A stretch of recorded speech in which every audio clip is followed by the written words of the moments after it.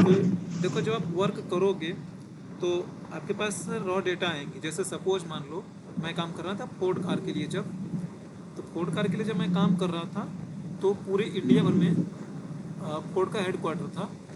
सो पूरे इंडिया भर में फोर्ड के जितने भी शोरूम या डीलरशिप होते हैं, हर जगह से उनकी जितनी कारें बिकती हैं, कौन सेल्स पर्सन बेच रहा है। आप थोड़ा सा लॉजिक से सोचो।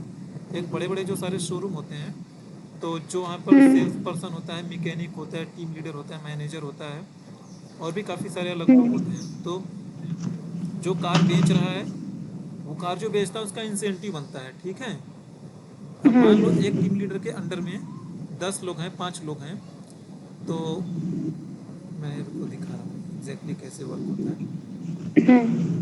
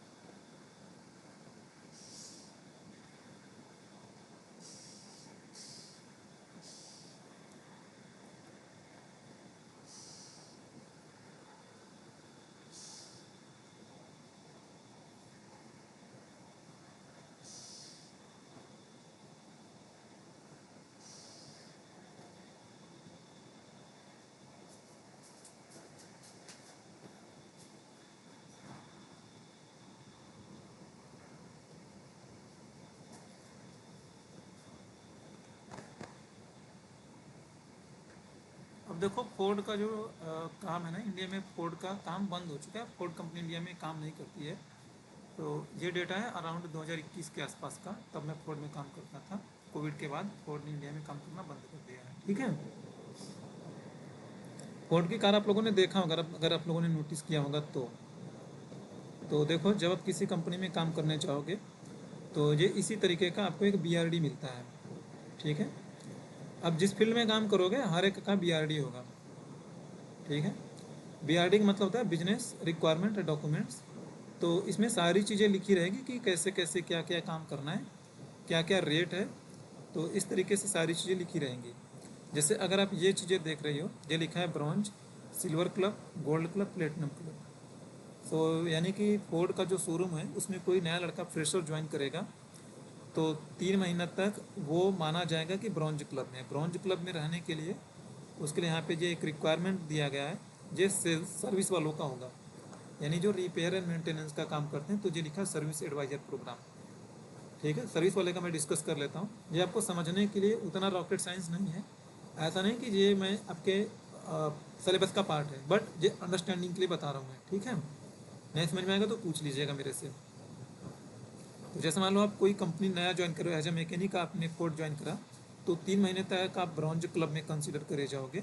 और ब्रॉन्ज क्लब में आपके लिए जो टारगेट दिया गया है कि अगर जो सर्विस का अगर आप काम कर रहे हो, तो देखो सर्विस में क्या है कि अगर आप मान लो BTB का मतलब होता है battery break tube and battery, ठीक है। यानी सर्विस कर रहे हो गाड़ी की, तो ब्रेक ट्यूब बैटरी, इसमें अगर कोई एक गाड़ी की सर्विस करे तो आपका 50 रुपये का इंसेंटिव बनेगा। जो सैलरी है आपकी सो वो सैलरी रहेगी, ठीक है। उसमें कोई इशू नहीं है। और इसी तरीके से आगे है यहाँ पे कि अगर 30 करोगे एक क्वार्टर में तो आपको ये 1500 रुपये मिलेगा। अगर 30 बैटरी कर रहे पोटेंशियल रिवार्ड्स में 6000 मिलेंगे हर एक क्वार्टर का, ये इंसेंटिव लिखा गया। तो इस तरीके से आपको एक आइडिया लग जाएगा कि अगर कोई भी अगर मेंटेनेंस का काम कर रहा है, यानी कि उसमें जो टेक्नीशियन पर्सन है उनका ये है। तो देखो यहाँ पे ये रेट लिखा गया है, ठीक है। अगर मान लो कोई एक लड़का है, उसने 5 बैटरी बदला हुआ है, पर मंथ लिखा है। देखो ये पर मंथ लिखा है तो समझ जाना, पर मंथ लिखा है तो यहाँ पे पर मंथ। अगर उस लड़के को 3 महीने अगर वो पुराना है तो उसे 5 बैटरी करा होगा तो उसका कितना बनेगा, ₹250 का इंसेंटिव है ना। नहीं समझ में आ रहा आपको?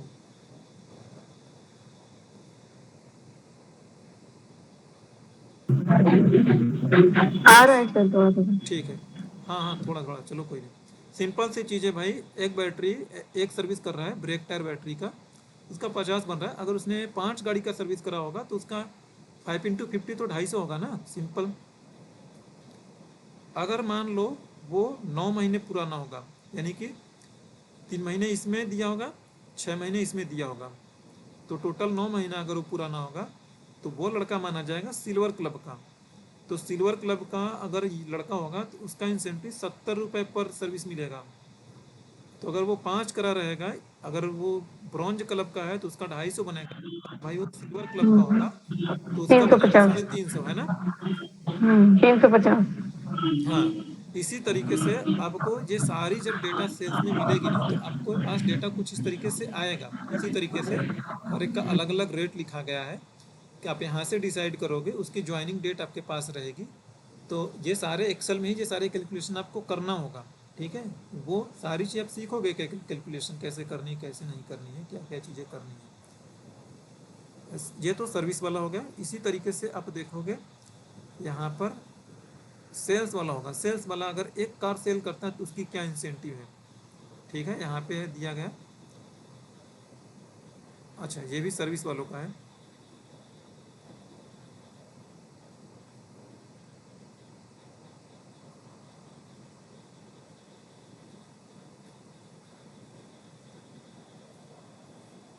तो ये ना अलग अलग रेट्स हैं, ये मैनेजर का रेट है, ठीक है। आप मैनेजर हो, आपके टीम में 10 लड़के हैं, 5 लड़के हैं, तो आपका भी तो इंसेंटिव बनेगा ना। तो आपका इंसेंटिव, मैनेजर का इंसेंटिव ये है, ठीक है।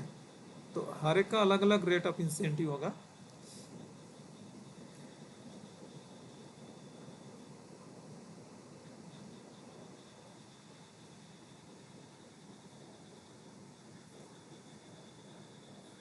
अच्छा, ये आई थिंक पूरा सर्विस वालों का ही है। ये सर्विस वालों का ही है, ठीक है। तो देखो, ये आपको रेट यहाँ से देखोगे कि किस पर कितना इंसेंटिव देना है। तो जैसे आपने यहाँ पे रेट देखा था, जब हम पिछले दिन जब हम रेट या कोई ये कैलकुलेशंस कर रहे थे, तो आप फार्मूला लगा के वो सारा कैलकुलेशंस करोगे।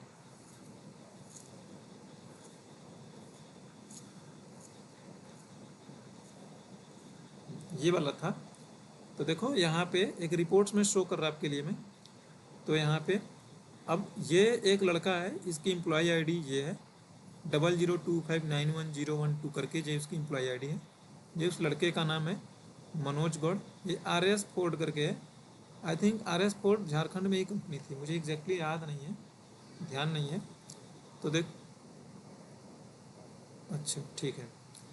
तो यहाँ पे देखो उसका लिखा गया है, उसका नाम संदीप होगा, ये डीलरशिप का नाम है, और उसके टीम लीडर का नाम है, और उसके अंदर में कितने सेल्स कंसल्टेंट है, SC का मतलब सेल्स कंसल्टेंट, और ये उसने अपना टारगेट मीट करा होगा या नहीं करा होगा। और यहाँ पे उसकी ज्वाइनिंग डेट लिखी गई है, यानी इसने ज्वाइन करा होगा 3 जनवरी को ज्वाइन करा होगा इसने, ठीक है। इसने 3 जनवरी को ज्वाइन करा होगा। तो इस डेट से आप ये कैलकुलेट कर लोगे कि ये जो बना रहा हूँ मैं, अक्टूबर महीने का बना रहा हूँ, अक्टूबर ये OND मतलब अक्टूबर नवंबर दिसंबर, उस टाइम का जो कैलकुलेशन है। तो आप इस डेट से कैलकुलेट कर लोगे ना कितना महीना हुआ उसका, कितना महीना नहीं हुआ, ठीक है। फार्मूला से आप इजीली कैलकुलेट कर लोगे कि अगर मैं अक्टूबर के लिए बना रहा हूँ तो जनवरी से लेके आपका हो जाएगा लगभग लगभग 7-8 महीने के आसपास हो रहा। आई थिंक 8 महीने होगा मोटा मोटा, ठीक है। तो इधर ही ढूंढोगे तो यहाँ पे देखो जो इसका सिल्वर कैटेगरी लिखा गया है। तो इसी तरीके से आप भी रिपोर्ट्स बनाओगे, यही मोटा मोटा काम होगा मिला जुला के। अब ये मैं काम कर रहा था फोर्ड के लिए, एंड सिमिलरली इसी तरीके से अलग अलग कंपनी होंगी तो उनका अलग अलग जो भी बिजनेस होगा या उनका जो भी प्रोसेस होगा उसके अकॉर्डिंग आपको ये सारे कैलकुलेशंस करनी होंगी, ठीक है। यहाँ पे अगर आप देख रहे हो तो ये इंडिविजुअल फाइल है, बट ये आप सारा का एक ही में करोगे, ये इंडिविजुअल अलग अलग आप इसे सेपरेट करोगे, ठीक है। क्लियर है या नहीं? ये एक्चुअल में एक्सेल है, ये वेब फॉर्मेट में खुला है, गूगल ड्राइव में ओपन कराऊँ तो अदरवाइज एक्सेल में ही खुलेगा आप खोलोगे तो इसे। और यहाँ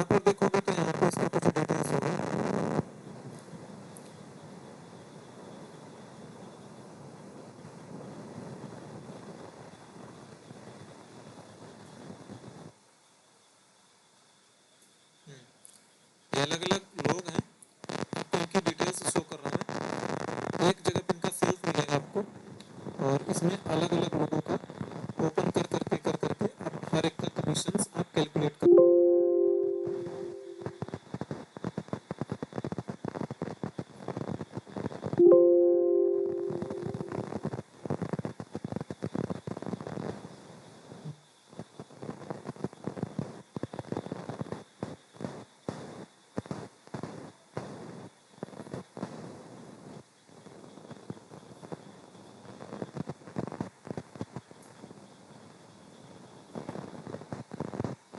तो देखो यहाँ पे ऐसे, यहाँ पे देखोगे सबका सेल्स का डिटेल आया हुआ है, जो सबकी सेल्स की डिटेल है लिखी हुई कि किसने कितनी सेल करी है, किसने कितनी नहीं सेल करी है। तो एक क्वार्टर है, ये आपका अक्टूबर का महीना होगा, ये नवंबर का, ये दिसंबर का, ओ एन डी अक्टूबर नवंबर दिसंबर। और यहाँ पर देखो ये राइट साइड में टोटल लिखा हुआ है, टोटल सेल्स। ठीक है, यहाँ पे हायरिंग डेट है, यानी इस दिन को वो हायर हुआ था, तो यहाँ पे आपने महीने कैलकुलेट कर लिया, क्योंकि ये रिपोर्ट्स बन रही है 31 दिसंबर 2019 को, तो यहाँ पे आपने महीना निकाल लिया। ये देखो महीना फार्मूला लगा के निकाल रहा है ना, तो अब फार्मूला जब निकालोगे तो आपको पता लग जाएगा कौन कितने महीने का है, उसके अकॉर्डिंग आप ये कैलकुलेट कर पाओगे कि भाई ये मेरा कौन से क्लब में जाएगा, क्योंकि अलग अलग क्लब में जाएगा तो उसका रेट अलग अलग बढ़ रहा है, घट रहा है, इंसेंटिव रेट है ना। जैसे अगर 3 महीने वाला है तो उसका 50 रुपये का बन रहा है, अगर वो 9 महीने का है तो उसका 70 रुपये का बन रहा है। तो अगर 3 महीने के हिसाब से इसका देखोगे तो इसमें 50 से मल्टीप्लाई करोगे आप लॉजिकली।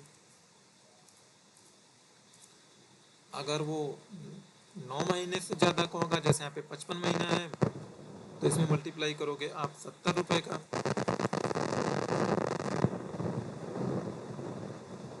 तो ये सारी सेल्स आपको यहाँ पे मिल रही है, बट इंडिविजुअल का आप रिपोर्ट्स जनरेट कर रहे हो यहाँ पे, जो भी आपने देखा।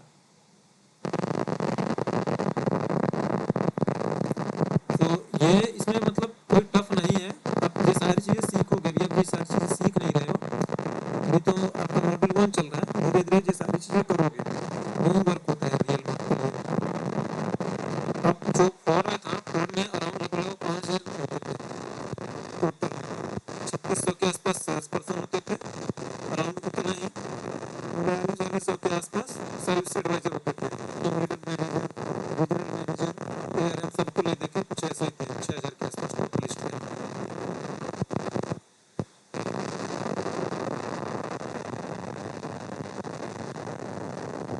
और कुछ पूछना चाहते हैं आपको?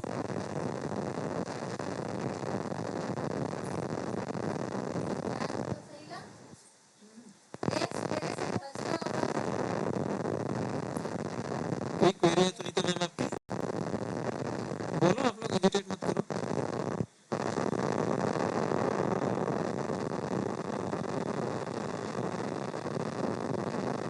संजय, आपका कोई डाउट?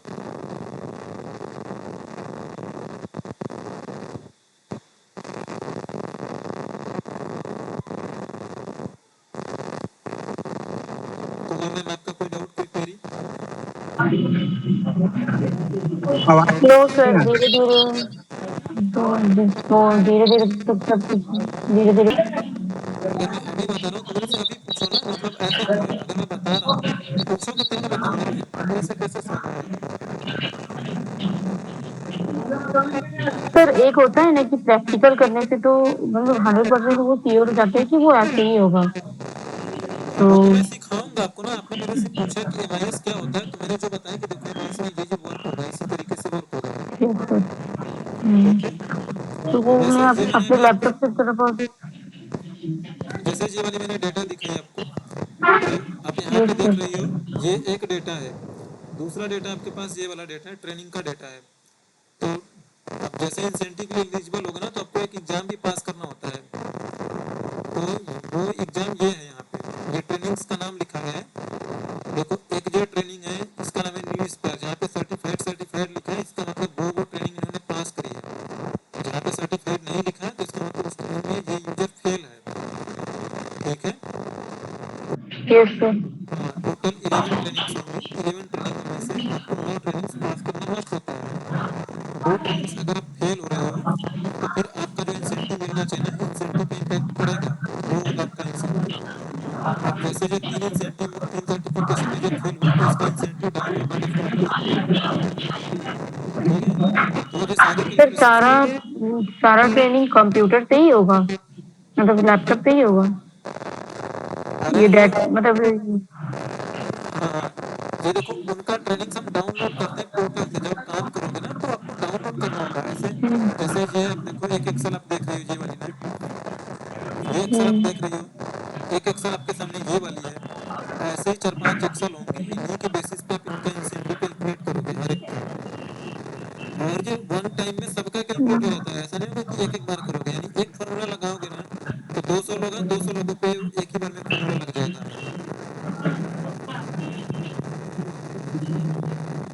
बाकी आप इतना वरी मत करो।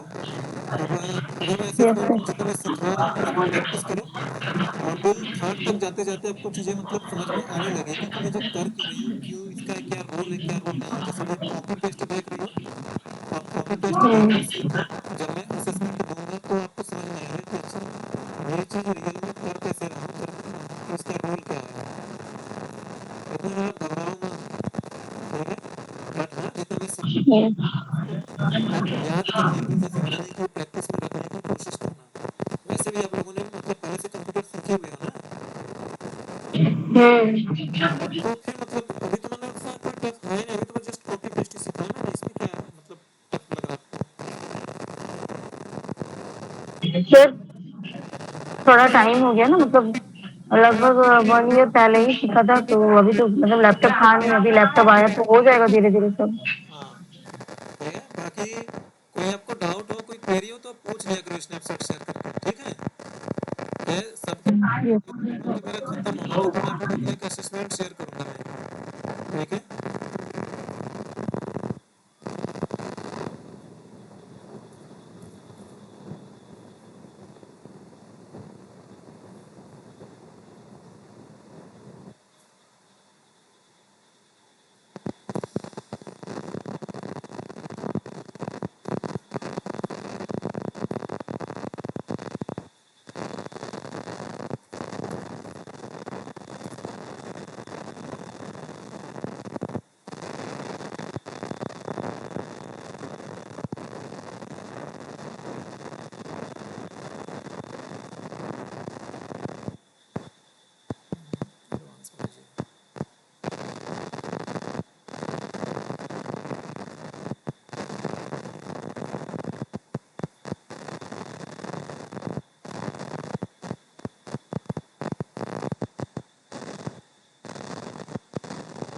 हम कल तक मॉड्यूल 1 वाला कम पहुंच जाएंगे, लगभग कल परसों तक खत्म कर लेंगे, ठीक है।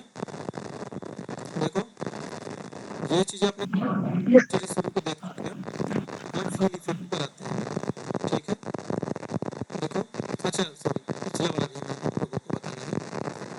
तो देखो एकदम आवाज शुरू क्लियर नहीं आ रहा। क्या चीज़ संजय?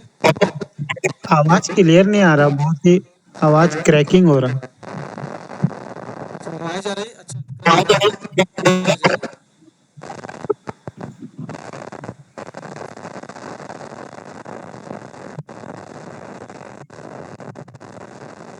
बारिश बहुत ज़्यादा हो रही है ना, उसकी वजह से थोड़ा दिक्कत हो रही है। हाँ संजय, हाँ हाँ क्लियर है। ठीक है। कुछ होगा इशू तो मुझे रिमाइंड करा दीजिएगा। Okay okay. चलो देखो, एकदम शुरू से बता रहा था मैं, जो चीज़ आप लोगों की छूटी थी। तो देखो, ये आपका सेल्स पर्सन का नाम लिखा गया, ये कंट्री है, ये क्वांटिटी है, ये रेट लिखा गया है, ठीक है। और ये टोटल है, तो टोटल देखो फॉर्मूला से आ रहा है। यानी क्वांटिटी 5 अगर बाई कर रहा है कोई और रेट है उसका 10, तो यहाँ पे टोटल में देखोगे तो टोटल में फॉर्मूला लगा है कि क्वांटिटी एंड रेट का मल्टीप्लाई। अच्छा, ये छोटा मोटा फॉर्मूला तो आप लोगों को आता होगा है ना?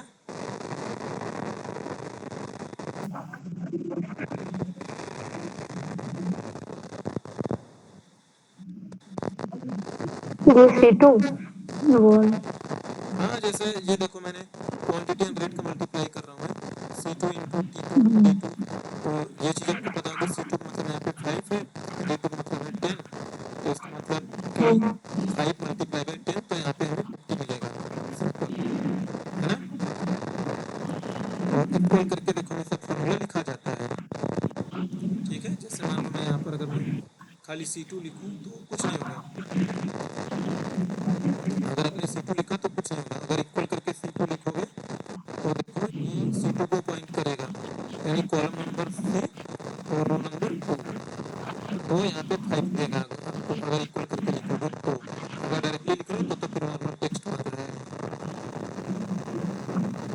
ठीक है, चलो तो देखो जैसे मैं इसे कॉपी करके पेस्ट करूँगा कहीं पे यहाँ पे, तो यहाँ से मैंने कॉपी करा और मान लो यहाँ पे मान लो पेस्ट कर रहे हैं। तो अगर मैं सिंपली कंट्रोल C और या तो मैं कंट्रोल V करता हूँ, आप यहाँ पे नोटिस करोगे ये सारी वैल्यू 0 हो गई, यानी गायब हो गई, वैल्यू यहाँ पे आ नहीं। ठीक है, तो हुआ क्या कि देखो यहाँ पे मैंने कॉपी करा था इसे, तो यहाँ पे फॉर्मूला लगा हुआ था जब मैं यहाँ पे पेस्ट कर रहा हूँ तो वो फॉर्मूला बन के आया है, और देखो यहाँ पर कुछ लिखा नहीं गया है। तो इसका मतलब अगर किसी भी सेल में कुछ लिखा नहीं गया है तो इसका मतलब है कि वहाँ पे 0 है। तो देखो 5 में 10 में अगर 0 से मल्टीप्लाई करोगे तो क्या मिलेगा आपको? 0 ही मिलेगा ना। ये माइनस मत समझना इसे, जो दिख रहा है आपको माइनस, बट वो कुछ होता नहीं, वहाँ पे 0 होगा। फॉर्मेटिंग चेंज, यहाँ पे फॉर्मेटिंग्स लगी है इसलिए आपको दिख रहा है। अगर इसका फॉर्मेटिंग में जनरल कर दूँ तो आपको वहाँ पर 0 ही मिलेगा। तो देखो 0 मिलेगा।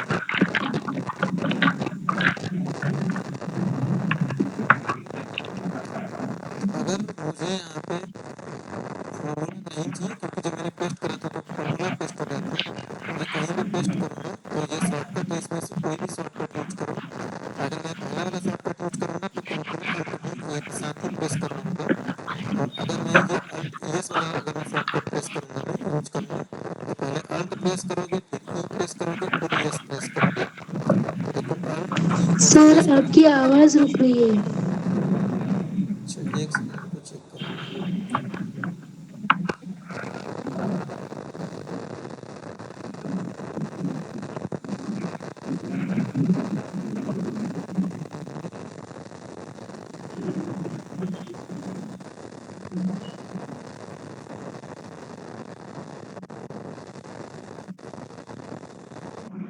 आवाज से अभी भी गड़बड़ है।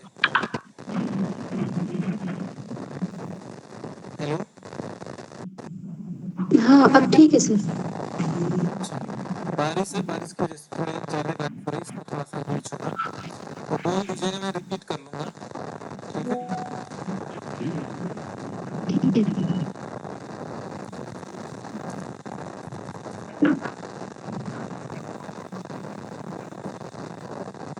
तो देखो जब मैंने पेस्ट करा था ना तो बाय डिफॉल्ट ऑल होता है। ऑल का मतलब जब मैंने इसे पेस्ट करा था तो देखो इसका कलर का फॉर्मेटिंग आया था, नंबर का फॉर्मेटिंग और फॉर्मूला भी पेस्ट हो गया था। लेकिन मुझे जब पेस्ट करना होगा एज अ वैल्यू में पेस्ट करूँगा ना, तो जैसे यहाँ पे जो 50 है, 50 एक्चुअली में बन रहा था, 5 into 10 से मल्टीप्लाई होकर यहाँ पे 50 दिख रहा था। अब मैं इसे ऐसे में पेस्ट करूँगा यहाँ पर ना, तो फॉर्मूला में पेस्ट होकर जो यहाँ पे लिखा है 50 जो दिख रहा था 86 ना, वो इसी तरीके से पेस्ट होगा, तो अब वो 0 नहीं हो पाएगा। ठीक है, तो देखो अब की बार खाली वैल्यू पेस्ट हुआ है, ध्यान से देखिएगा, मैंने यही करा था तो वैल्यू पे क्लिक करा था तो खाली वैल्यू पेस्ट हुआ था। आप नोटिस करो, देखो इसका बैकग्राउंड कलर ये बोल्ड में हल्का सा इटैलिक है, इसमें डॉलर लगा है, ये रेड कलर में इसमें भी डॉलर है, 2 डिजिट पर डेसिमल मेंटेन कर रहा है, जबकि यहाँ पर खाली प्योर एज अ वैल्यू आई है, कोई फॉर्मेटिंग्स नहीं, कुछ भी नहीं आया, ना ही कलर कॉम्बिनेशन आया है ना।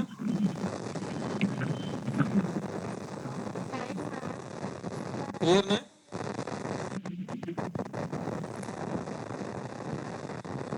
और मैं चाहता हूँ कि अगर मैं वो वाला लगा लूँ, तो देखो मैं यहाँ से हेडर को कॉपी करा मैंने, कंट्रोल C करो और इस पर लाकर मैं पेस्ट करूँगा मैं, और मैं इसे एज ए पेस्ट करूँगा मैं कंट्रोल अल्ट, और यहाँ पर मैं P पे फॉर्मेट्स पर मैं क्लिक करूँगा, तो अब देखिएगा मैंने कॉपी किया सेल्फ रिप्रेजेंटेटिव को, बट जब मैं पेस्ट कर रहा हूँ तो मैं बोलूँ खाली फॉर्मेट पेस्ट करो, तो देखो इसका फॉर्मेटिंग का बैकग्राउंड कलर है पिंक कलर है या ग्रीन कलर, और ये बोल्ड में है और हल्का सा इटैलिक है, देखोगे जो रेट और टोटल वही फॉर्मेट अडॉप्ट कर लेगा, यानी खाली फॉर्मेट ही पेस्ट होगा। ठीक है, अब देखो जो मैंने यहाँ पे कॉपी करा है ना, यहाँ पे देखो लिखा है select destination and press enter और चूज पेस्ट में, इसे जितनी बार जहाँ मन करे उतनी बार इसे पेस्ट करो। कंट्रोल अल्ट V करा मैंने और मैं 2 पर क्लिक करूंगा, देखोगे अगर मैंने पूरा रेंज सेलेक्ट करा सब जगह पे ये वाला फॉर्मेट अप्लाई हो जाएगा। ठीक है, अब जैसे देखो यहाँ पे मुझे कैलकुलेट करना है तो क्वांटिटी और रेट का मल्टीप्लाई करना है, यानी यहाँ पे मेरा जो फॉर्मूला लगा है ना, मैंने एक जगह फॉर्मूला लिखा था, अब मुझे जितनी जगह चाहिए ना उतने एरिया को सिलेक्ट करो, चाहे इतना हो चाहे कितना भी हो, उतने एरिया को सिलेक्ट करो, कंट्रोल अल्ट V प्रेस करो और बोल दो कि फॉर्मूला को पेस्ट कर दो आप। तो जब फॉर्मूला पेस्ट होगा, फॉर्मूला में क्या था कि देखो आइटम और क्वांटिटी का मल्टीप्लाई होना था, तो यहाँ पे आइटम एंड क्वांटिटी का मल्टीप्लाई होकर आपको 80 मिल रहा है। ठीक है, ये फॉर्मूला भी उतना आपको ध्यान नहीं देने की जरूरत है, बस आपको ये चीज समझनी है कि आपका कॉपी और पेस्ट किस तरीके से चल रहा है।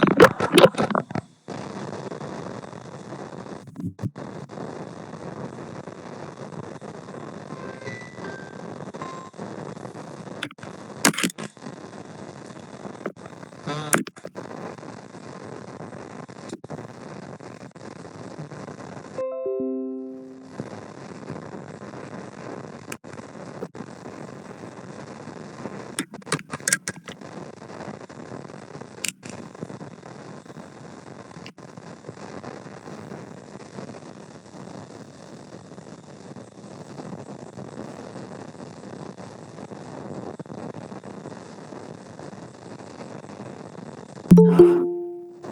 हाँ बोलो, अच्छा आ गए ज्वाइन कर लिया।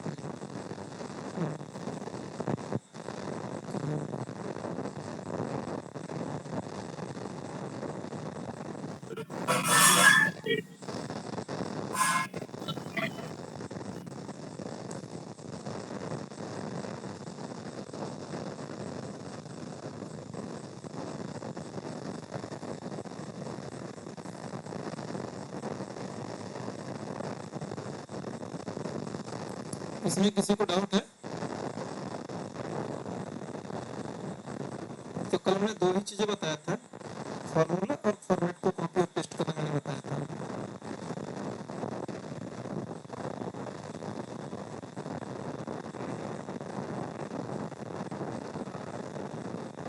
आज थोड़ा सा आगे मूव करते हैं।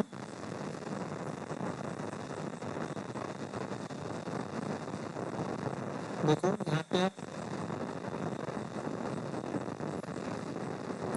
फील इफेक्ट, ये तीन चीजें देख चुके हैं, कमेंट्स कैसे ऐड करना है डिलीट करना है देख चुके थे। फील इफेक्ट, ठीक है, फील इफेक्ट पर आते हैं। देखो फील इफेक्ट सिंपल है क्या कि एक्सेल में कोई डेटा है उसे ये ऑटोमेटिकली कंप्लीट करेगा, मतलब एक सीरीज जनरेट करेगा। जैसे देखो मैंने यहाँ पे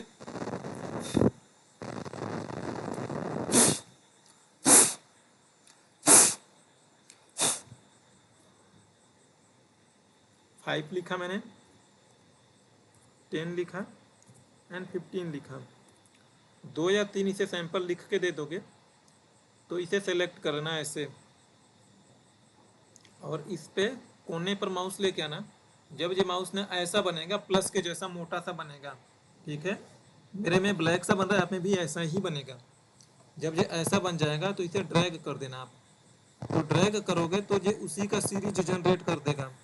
जैसे मैंने 5 लिखा था 10 लिखा था, तो इससे समझ में आई कि आगे का जो नंबर्स है ना वो 5-5 का इंक्रीमेंट हो रहा है, तो बाकी आपके लिए आगे का नंबर से जनरेट करके दे देगा।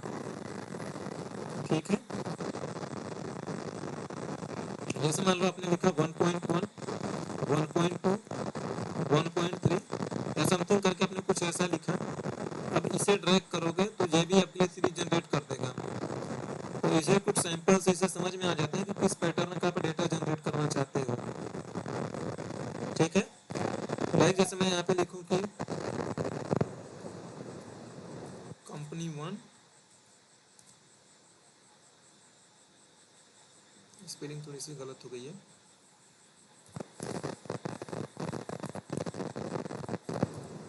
Company 2, company 3। तो अब मैं इसे ड्रैग करूंगा तो मेरे लिए ये फर्दर आगे का जनरेट करेगा। तो देखो company 4, company 6, 7, 8, 9, 10 so on generate कर रहा हूँ।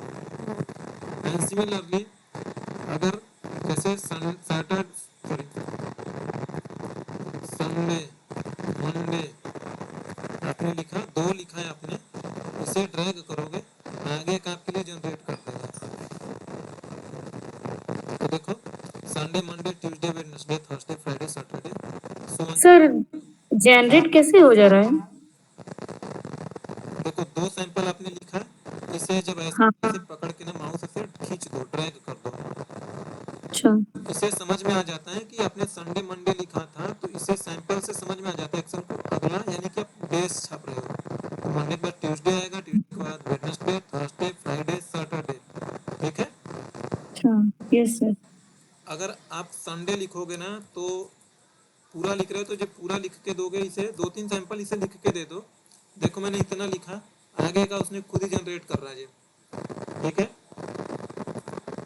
तो यहाँ पर कुछ लिखा नहीं था तो इसलिए नहीं, अदरवाइज इसे 2-3 लिख के दो, बाकी कीजिए खुद ही जनरेट कर लेगा। एंड सिमिलरली मंथ के लिए जैन फेब लिख के दो, 2-3। मैं जरूर नहीं कि मैं जैन लिखूंगा तभी, आप बीट से लिखोगे तो आगे का जनरेट करेगा, ऐसा मत समझना। जैसे सपोज मान लो मैं यहाँ से लिखूँ, मैं अगस्त लिखा मैंने और सितंबर लिखा मैंने, तो 2 लिखा है, अगस्त सितंबर, इसके बाद अक्टूबर आएगा ना, नवंबर दिसंबर जनवरी, इस तरीके से आएगा, ये रिपीट होगा मंथ का सीक्वेंस। तो देखो अगस्त सितंबर अक्टूबर नवंबर दिसंबर, फिर जनवरी शुरू हो गया यहाँ से, फिर यहाँ पे दिसंबर होगा, फिर जनवरी होगा, तो यानी कि वो सीरीज जनरेट करके चलाता रहेगा। क्लियर है यहाँ तक? एंड जैसे देखो आपको लोगों के लिए अटेंडेंस बनानी है या रोस्टर बनाना है, ठीक है, रोस्टर का भी काम होता है MIS में। ठीक है। रोस्टर का मतलब ये होता है कि जैसे आपके ऑफिस में 25 लोग या 50 लोग या 200 लोग काम कर रहे हैं, अब संडे को सबकी थोड़ी ना छुट्टी कर दोगे, या शिफ्ट वाइज आप काम लगाए हो तो सबकी छुट्टी या कोई लीव के लिए अप्लाई करेगा, तो आप उसे मैनेज करोगे कि किस किस दिन किस किस की छुट्टी होगी एंड सो ऑन। तो यहाँ पे आपको एक डेट बनाओगे, डेट के आगे लोगों का प्रेजेंट एब्सेंट, किस दिन किसकी छुट्टी है वो लिखोगे नाम के आगे। तो मुझे डेट जनरेट करनी है। ठीक है। तो देखो सिंपल है, मैं अगस्त महीने का लेके चलूँ। देखो बेसिकली हम जो फॉलो करते हैं, ध्यान से सब लोग इसमें बात को मायने में रखिएगा, हम जो डेट फॉलो करते हैं, जो भी हम ना प्रोफेशनली जो भी सारी स्टैंडर्ड्स फॉलो करते हैं, हम फॉलो करते हैं यूएस को, अमेरिका को। यूएस फॉर्मेट में हमारा डेट जो लिखा जाता है, यानी जो तारीख लिखने का सीक्वेंस है, वो लिखा जाता है MM DD YY, ऐसे लिखा जाता है। यानी पहले मंथ आएगा, फिर तारीख आएगी एंड देन उसके बाद ईयर आएगा। और हम इंडिया वाले क्या काम करते हैं, हम इंडिया वाले ये स्टैंडर्ड फॉलो करते हैं, DD MM YY, हम इंडिया वाले ये स्टैंडर्ड फॉलो करते हैं। तो मोस्टली आप लोगों के भी एक्सेल में ना यही वाला फॉर्मेट्स फॉलो होगा। ठीक है। चलो मुझे रोस्टर बनानी है, तो मुझे एक डेट की सीरीज जनरेट करनी है। मैं अगस्त के लिए जनरेट कर रहा हूँ या सितंबर के लिए, किसी के लिए भी, तो मैं 1 अगस्त में लिख रहा हूँ, तो 1 अगस्त ऐसे लिखा मैंने, एंड 2025, इसे एक और डेट में लिख देता हूँ मैं, सो दैट कि ये आगे का डेट जनरेट कर पाए, और ये 2 अगस्त 2025। ठीक है। हमने 2 सैंपल लिखा और इस पे क्लिक करा हमने, मैं इसे ड्रैग करूंगा, जहां तक लेके जाने का मन करेगा लेके जाओगे, और जहां पे मैं छोड़ूंगा सीरीज जनरेट कर देगा। ये हैश हैश मार रहा है तो इसका मतलब कि कॉलम की विड्थ कम है, इसलिए वो सही से लिख नहीं पा रहा था। तो देखो इसने जनरेट करा है, तो 31 अगस्त 31 तारीख तक होता है, तो ये 31 के बाद अपने आप ही 9वें महीने में 1 सितंबर 2 सितंबर इस तरीके से शुरू चल रहा है। ठीक है। बट यहाँ पर एक चीज़ आप नोट करो भाई, मेरा जो अगस्त का महीना है, अगस्त के महीने में सैटरडे संडे छुट्टी होती है, यानी 2 और 3 को छुट्टी होगी, और एक 9 और 10 को, 2 और 3 को छुट्टी होनी चाहिए मेरी। दूसरा कौन सा था, 9 और 10, गलत तो नहीं कर रहा हूँ।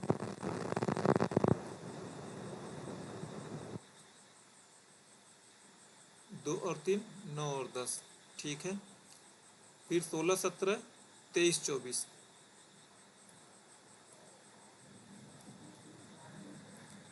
ये मैं राइट क्लिक कर रहा हूँ, ऑप्शन आ रहा है 23 24। फिर इसके बाद कब है, फिर 30 31।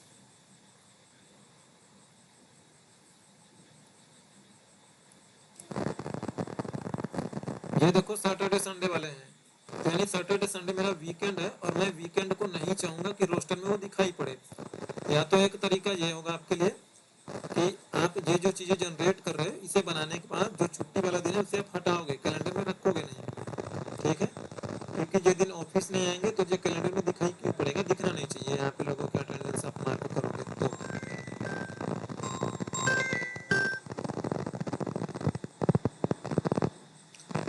तो ये तो देखो नॉर्मल था। अब हम अगर जनरेट कर रहे हैं, देखो ये दूसरा तरीका है, ये तो एक सीरीज जनरेट करता है, थोड़ा सा स्मार्ट तरीका मैं जनरेट करने की बात कर रहा हूँ मैं। ये आपने लिखा 8/1/2025, ठीक है। अब देखो अगर मुझे ऐसे जनरेट करना होगा, ध्यान से देखिएगा, होम मेन्यू बार में जाना और यहाँ पर आपके लिए एक ऑप्शन शो होता है, ये यहाँ पे दिखाई पड़ता है लास्ट में, फाइंड एंड रिप्लेस के अंदर देखोगे, नहीं इसके अंदर है, ये है, ठीक है। ये डाउन एरो में है, ये है मेरे लिए, और ये है सीरीज, इसी को बोलते हैं फिल। सीरीज में आ गए और देखो आप इसे ये बात बताओगे कि मुझे सीरीज जनरेट करनी है, मुझे रोज में जनरेट करनी है, मुझे कॉलम में जनरेट करनी है, ठीक है। तो मैं यहाँ पे रोज चूज करता हूँ, मैं आपको मन करे कॉलम तो कॉलम लो, ठीक है। मैं कहता हूँ कि मेरे लिए जनरेट करोगे सीरीज इन रोज, कॉलम में लेता हूँ मैं, ठीक है। कॉलम लो और यहाँ पे आपने बोला कि स्टेप वैल्यू यानी एक एक का इंक्रीमेंट होगा, 2 ले लोगे तो 2 2 का इंक्रीमेंट होगा। और मैं चाहता हूँ कि ये मेरी जो चलेगी ये अगस्त तक चले, तो मैं लिखूंगा 8/31/2025। और वीक डे मुझे जनरेट करना है, मुझे मतलब कि सैटरडे संडे यानी जो छुट्टी वाला है वो नहीं चाहिए, वर्किंग डे ही का ही मुझे खाली चाहिए। यहाँ पे और भी चीज़ें हैं, मुझे डेट चाहिए तो मैंने यहाँ पे डेट अपने आप ले लिया है, काफ़ी स्मार्ट है। और मैं क्लिक करूँगा, मैं आप देखिएगा मेरे लिए कॉलम में जनरेट करेगा 31 तक, और देखोगे इसमें सैटरडे संडे नहीं आएगा कहीं पे भी। आप देखिएगा 2 और 3 तारीख ऑटोमेटिकली गायब है, 9 और 10 तारीख भी गायब है क्योंकि वो वीकेंड है, और जबकि मैंने बोला वीकडे मेरे लिए खाली जनरेट करो, ठीक है। क्लियर ना, कोई डाउट नहीं है इसमें किसी को।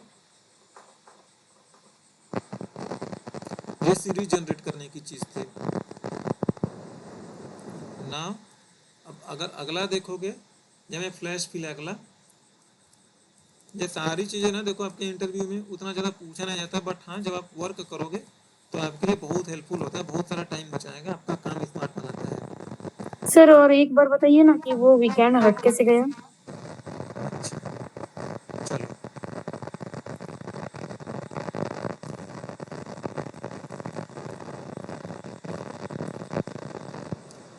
आप यहाँ पे जाओ और जो होम मेन्यू के अंदर मिलेगा आपको ये वाला, इसके अंदर आप देखोगे ये सीरीज लिखा हुआ है, सीरीज पर क्लिक करो। मुझे कॉलम में जनरेट करना है तो ये कॉलम होता है, तो यानी मेरा डेटा फ्लो होगा कॉलम में।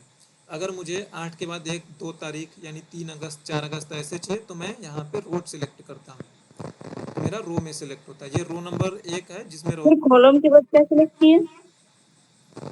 अभी खाली कॉलम सेलेक्ट कराऊँ, ठीक है। हम्म। और ये डेट अपने आप ही आ जाएगा, ये पहचान जाता है कि डेट ही तो लिखा है आपने। और मुझे सैटरडे संडे नहीं जनरेट करना है तो मैं वीक डे कहूँगा, अगर मैं डे कहोगे तो सैटरडे संडे भी जनरेट कर देगा। जब आप वीक डे बोल रहे हो तो खाली वर्किंग जनरेट करेगा आपके लिए, ठीक है। वीकेंड सैटरडे संडे को बोलते हैं। अब यहाँ पे आपने लिखा है कि डेज में यानी कि जो डेट है उसमें एक एक दिन का इंक्रीमेंट होगा, तो आपने ये लिखा। और ये यहाँ पे ये भी बताओगे कि ये कब तक की डेट पे जाके रुकना है, तो जैसे मैं कह दूं कि मेरे लिए आप जनरेट कर दो 31 दिसंबर तक का, तो मैं लिखूंगा 12/31/2025। जिस डेट तक का आपको चाहिए उस डेट तक का आप दो, ऑटोमेटिकली जनरेट कर देगा। कॉलम्स लिया आपने, डेट लिया है कि डेट जनरेट करनी है, और वीक डे आपने यहाँ पे बताया, ठीक है। और ओके करता हूँ मैं, और आप देखोगे जो दिसंबर तक का जनरेट कराऊंगा, कहीं पर भी इसमें वर्क लाइक कि सैटरडे संडे नहीं आएगा।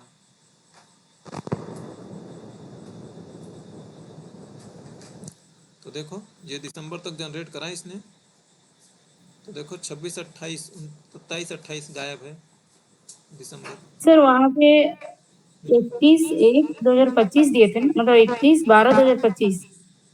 12/31/2025 दिया था मैंने, यानी 31 दिसंबर। हम्म। एंड सपोज मान लो 31 दिसंबर को सैटरडे संडे होता है तो 30 पर ही मेरा रुक जाता है, ठीक है, हम्म। हम्म। क्लियर है। Yes sir. चलो नाउ हम फ्लैश फिल पर आते हैं। देखो फ्लैश फिल क्या होता है, जैसे सपोज मान लो आपका नाम है कोमल कुमारी, यस सर। एक डेटा यहाँ पे कुछ इसी तरीके से लिखा गया, लाइक ऐसा,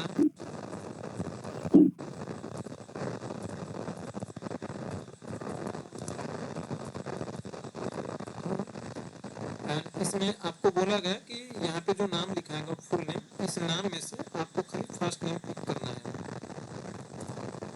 मुझे खाली फर्स्ट नेम चाहिए, पूरा नाम नहीं चाहिए। तो अगर फर्स्ट नेम नाम चाहिए तो इसमें कुछ और नाम लिख देता हूँ मैं, लाइक अनिल शर्मा,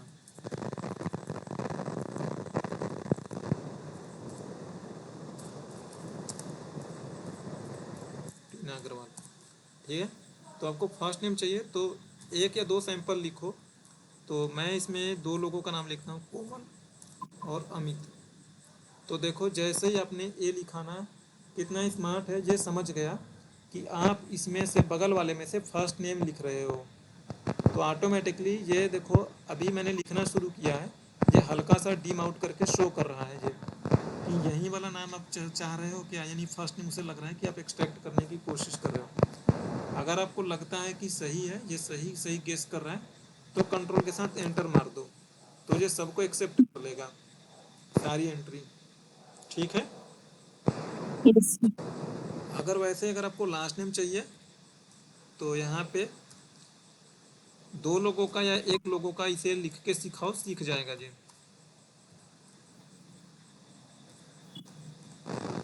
और जैसे देखो यस लिखा मैंने, ये समझ जाएगा कि पहले वाले में कुमारी लिखा था आपने, दूसरे वाले में यस लिखा, तो इसका मतलब ये लास्ट नेम लिख रहे हैं। तो देखो इसका साइंस में मोदी, शर्मा, अग्रवाल सबका ले लिया ना। अगर आप इसकी एंट्री से सेटिस्फाई हो तो एंटर मारो, ये बाकी सबके लिए फिल अप कर देगा।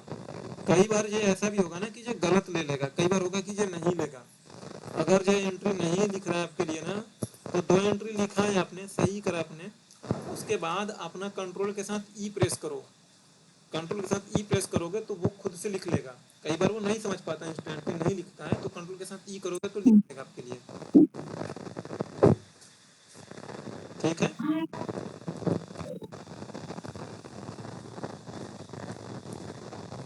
ये फ्लैश फिल का आपके लिए शॉर्टकट है। अब अगर मैं कहूँ इसमें से, जैसे देखो मैंने कुछ दूसरे तरीके लिखता, मैंने लिखा के कुमारी, अभी भी ये समझ जाएगा कि पहले वाले का शॉर्ट नेम ले रहे हो और दूसरे वाले का फुल नेम। तो देखो जैसे मैंने ए लिखा समझ गया, और सबका वैसे ही कर रहा है जैसे आप चाहते हो।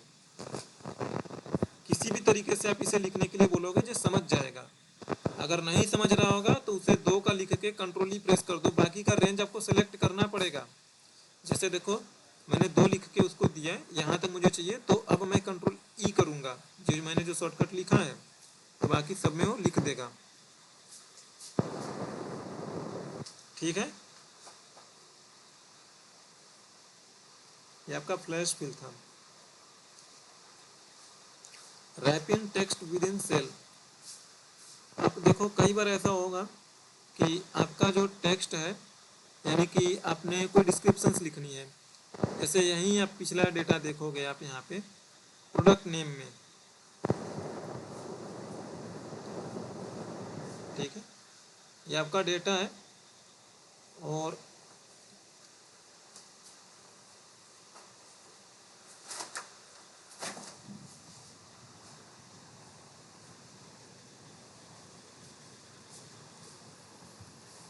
ये डेटा है। अब देखो, चलो इसी पे बता देता हूँ।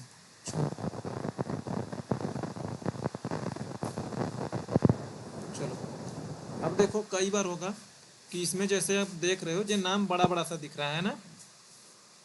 अगर मुझे ये पढ़ना पड़ेगा, अगर मुझे ये पढ़ना होगा तो मुझे इतना इसको फैलाना पड़ रहा है ना। समझ नहीं रहे हो मेरी बात आप? Yes sir. चलो नई शीट पे लेके चलता हूँ मैं। देखो,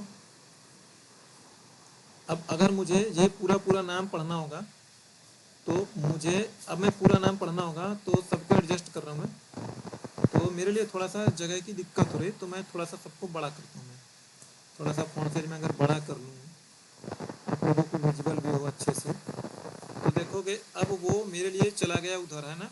अब जब भी मुझे पढ़ना पड़ेगा प्रोडक्ट को तो मुझे यहाँ पे आना पड़ेगा, है ना। यानी कि ये नाम खुद इतना जगह लेके बैठ रहा है। और अगर मैं इसे कम करूँगा तो मुझे ये कटा पिटा दिखा रहा है। अगर इसके बगल में एक और मान लो सेल्स का ही फील्ड ले लो आप, तो मैं पूरा नहीं पढ़ पाऊंगा मैं।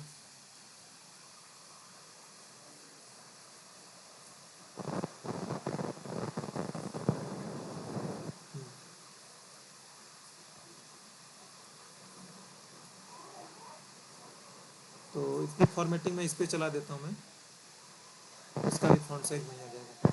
अब देखो मैं पूरा नहीं पढ़ पा रहा हूँ क्योंकि कोई कम या ज़्यादा है।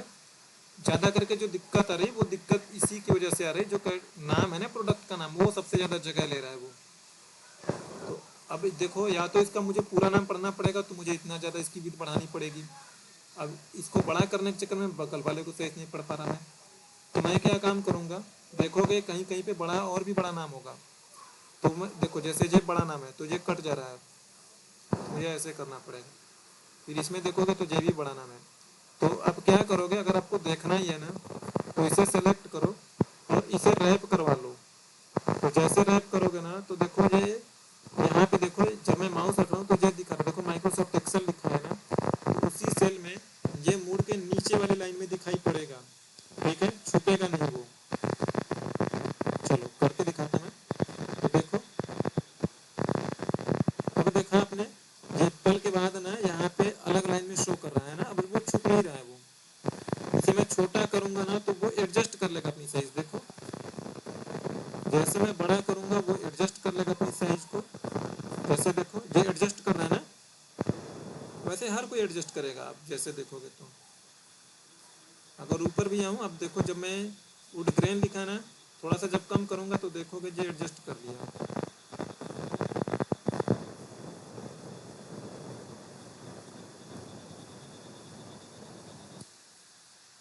करोगे एडजस्ट कर लेगा, फिर से करोगे छोड़ देगा। तो अब देखोगे कोई भी वैल्यू जो है वो मुड़ के दिखाई पड़ रही है, ऐसा छुप नहीं रहेगी, कोई भी वैल्यू नहीं छुपेंगे, पूरी वैल्यू पढ़ पाओगे। तो ये रैप है। इसे आपने नोटपैड में भी देखा होगा, अगर नोटपैड में कोई बहुत बड़ी वैल्यू लिखी गई हो, लाइक मैं शो कर रहा हूँ आपके लिए मैं एक एग्जांपल्स।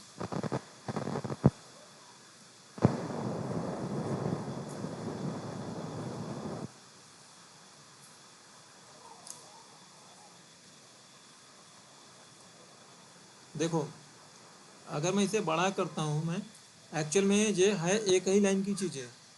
अगर मैं देखो इसका फॉन्ट साइज कम करूँगा तो ये एक ही लाइन में दिख रही है, ठीक है। तो यहाँ पे एक सेटिंग्स होती है रैप करने की। अब अगर ये रैप है तो अब ये अपनी लाइन एडजस्ट कर रहा है, अदरवाइज मुझे अब रैप नहीं है तो मुझे ऐसे जाके पढ़ना पड़ेगा।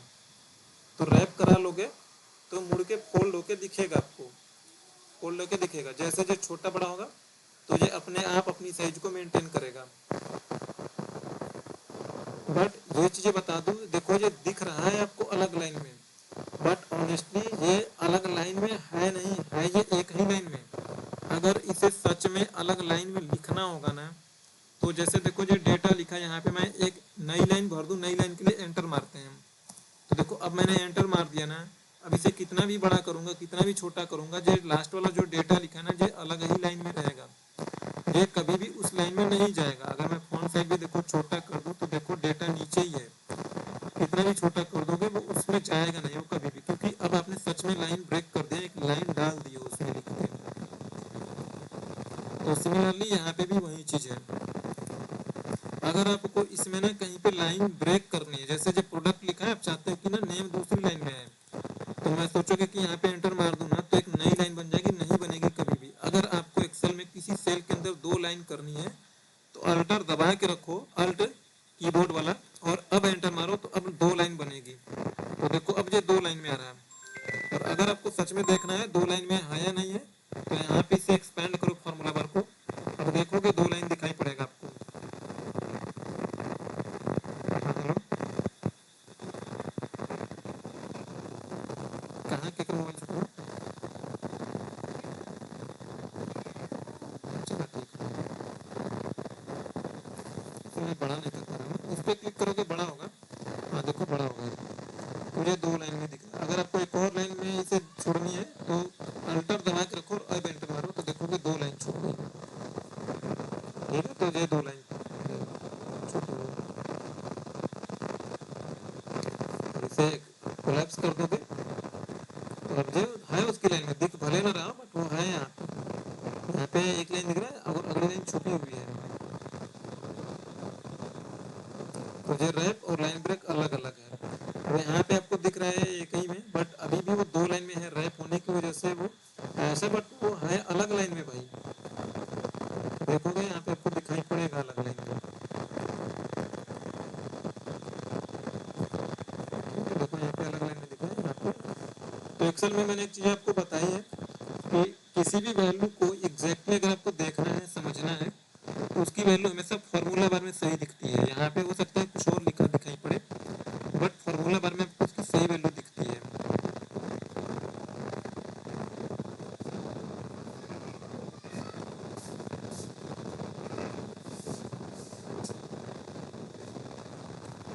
डेटा फॉर्मेटिंग आई होप आप लोगों को पता होगा भाई, कि कलर उलर करना, बोल्ड करना, फॉन्ट साइज बढ़ाना बढ़ाना, बॉर्डर वॉर्डर लगाना, ये चीज़ें आप लोग जानते होंगे, है ना? बेसिक सी चीज़ है।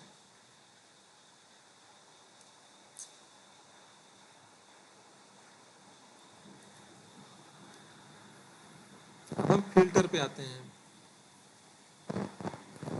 फिल्टर, एडवांस फिल्टर और कलर फिल्टर। देखो फिल्टर का शॉर्टकट होता है आपके लिए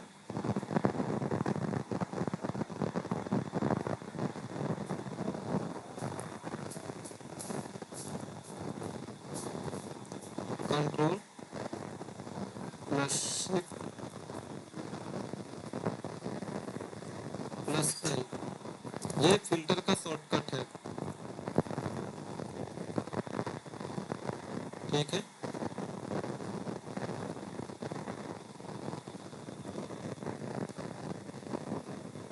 एक और शॉर्टकट होता है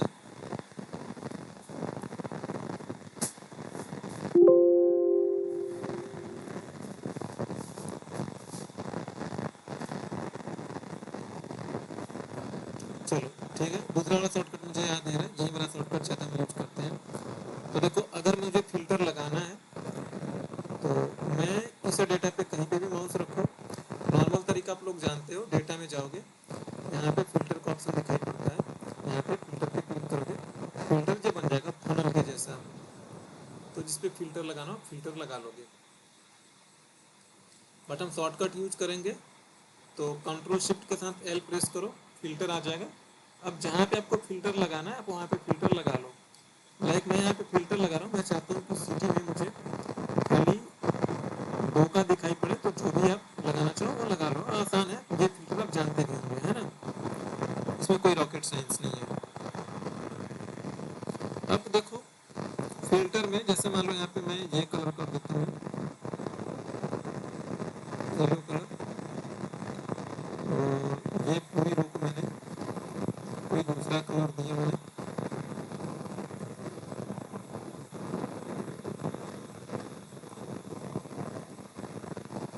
और इसे मैंने ब्लू कलर दे देता हूँ, आपको जो सही लगे कलर वो कलर आप दे लो। ठीक है, नाउ अब जब मैं फिल्टर लगाऊंगा इस तरीके से, तो अब देखो अच्छा ये कलर ना अलग जगह पर भी स्प्रेडेड हो सकते हैं, ऐसा नहीं कि सारे कलर इकट्ठे मिलेंगे। मैं इसलिए कि यहाँ पे भी येलो कलर ले लेता हूँ मैं, ठीक है। तो देखो 4 येलो यहाँ पे है और 2 येलो यहाँ पे है। तो जब यहाँ पे फिल्टर पे आओगे तो एक ऑप्शन है फिल्टर बाय कलर। तो देखो आप में जितने सारे कलर होंगे ना, जो खुद ही उतने कलर को शो करेगा। मैंने 3 कलर लगाया है, तो अगर मैं इस पे क्लिक करूंगा ना तो मुझे खाली येलो कलर वाला डेटा शो करेगा। तो देखो येलो कलर वाला डेटा शो कर रहा है। तो 4 ऊपर थे, 3 ये वाले थे, तो ये वही वाले आपको डेटा शो रहे हैं। यानी नंबर्स पर भी आप लगा सकते हो, कलर के ऊपर भी फिल्टर लगा सकते हो आप, ठीक है। कोई डाउट नहीं इसमें किसी को? डाउट है तो पूछते चलना आप।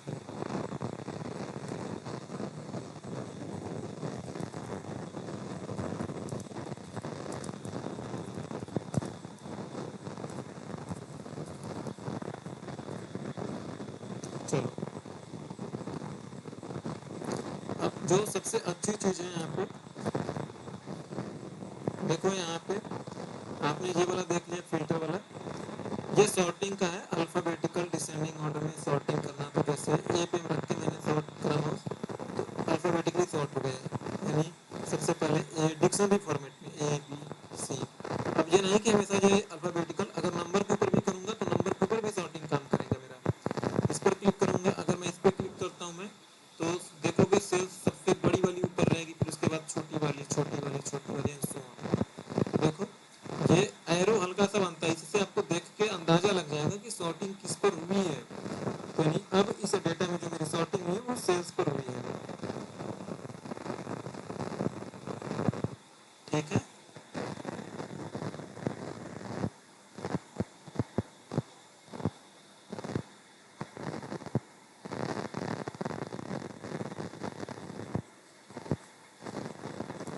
कोई डाउट है ना?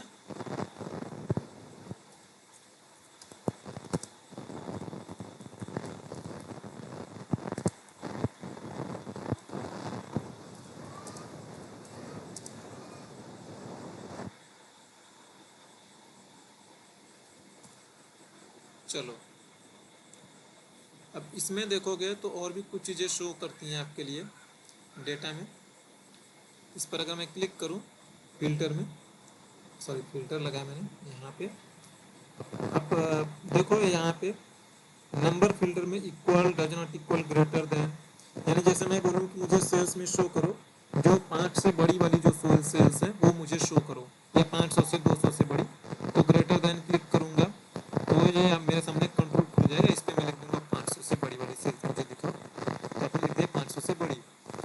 अगर इसमें मैं और एक और सिलेक्ट कर लूँ स्मॉलर देन, तो मेरे लिए यहाँ पे अब शो करेगा, मैं कहता हूँ 500 से बड़ी और 1000 से छोटी, ठीक है। इसका मतलब कि ये 1000 से लेकर 500 के बीच का शो करेगा मुझे। ये वाली चीज़ें थोड़ा ध्यान से देख लेना, अभी आगे मैं उसको डिस्कस करूंगा। मैं इसका स्नैपशॉट ले लेता हूँ।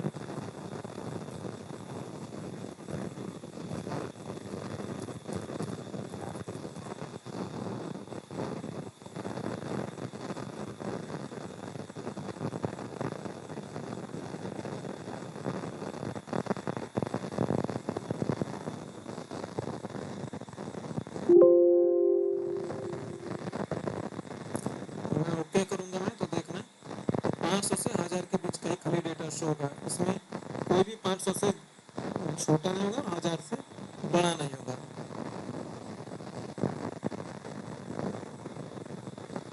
ठीक है।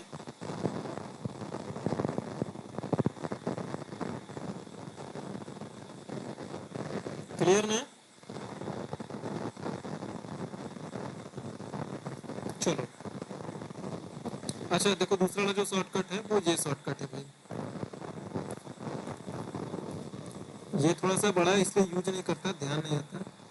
Alt D F F, ठीक है। तो मैं करके दिखा देता हूँ।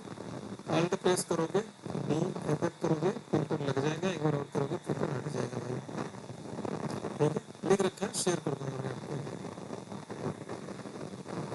देखो ये वाइल्ड कार्ड है, ये एक क्वेश्चन मार्क, 2 वाइल्ड कार्ड होते हैं आपके इसमें, और एक होता है स्टार। तो देखो लिखा है क्वेश्चन मार्क का मतलब ये होगा भाई कि उतने कैरेक्टर को जितना आपने लिखोगे। स्टार का मतलब ये होगा n number of the characters. समझाऊंगा, समझ में आ जाएगा आपको। चलो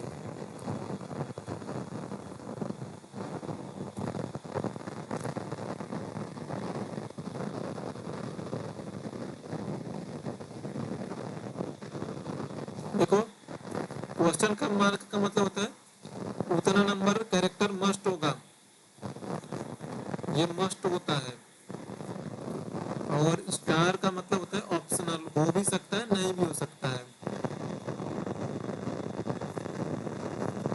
जैसे देखो इसका मतलब क्या है, ये वर्क कैसे करते हैं वो समझिए। अगर मैंने 2 बार क्वेश्चन मार्क लिखा, 2 बार क्वेश्चन मार्क लिखा, तो ये इसके इक्विवेलेंट है कि कोई ना कोई 2 बार कैरेक्टर होगा, चाहे वाई जेड हो, चाहे 1 2 हो, चाहे 2 बार स्पेस स्पेस ही क्यों ना हो, स्पेस भी कैरेक्टर काउंट होता है, ध्यान दीजिएगा। ठीक है।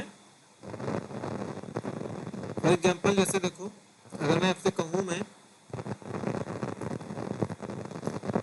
कि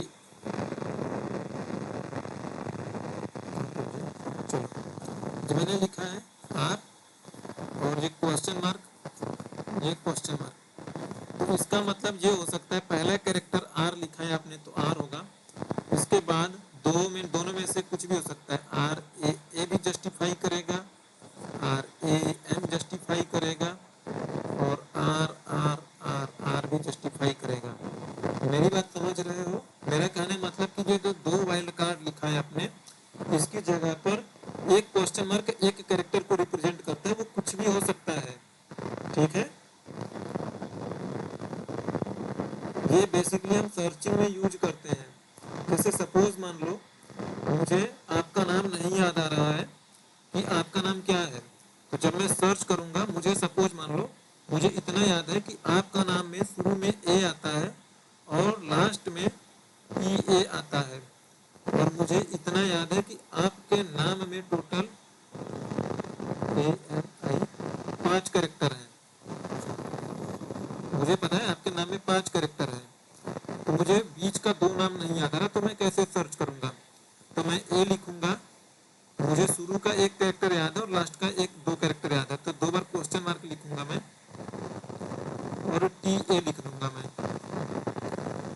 तो अब देखो इसमें ए में अब मेरे लिए जो नाम खोज के लाएगा वो कुछ भी हो सकता है, लाइक अनीता भी हो सकता है, अनीता भी हो सकता है।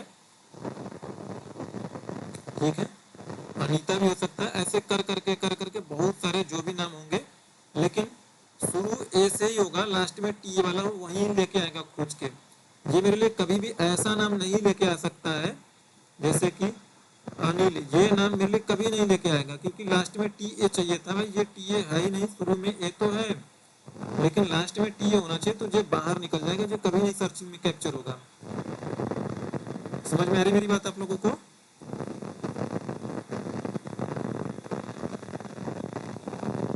बस नहीं समझ में आ रहा है? नहीं आ रहा है।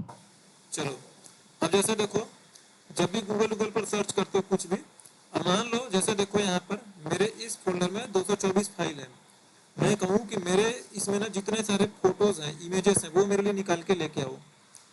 अब देखो फोटो की क्या पहचान होती है, फोटो के लास्ट में नाम उसका कुछ भी हो सकता है, बट आपको पता होगा कि फोटो के लास्ट में नाम कुछ भी हो सकता है, बट आपको इतना पता है कि लास्ट में डॉट जे होगा, है ना, जेपीजे होगा, है ना। या मैं आपसे कहूँ कि मुझे इसमें से, मुझे सपोज मान लो मुझे वो फाइल निकाल के दो जिसमें लास्ट शुरू में ना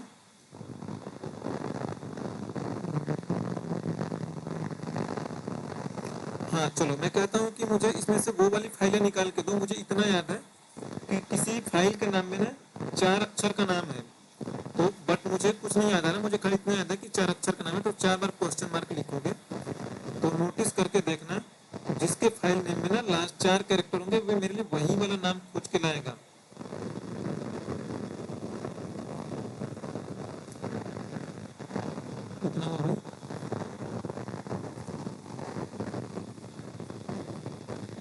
यहाँ नहीं आ रहा।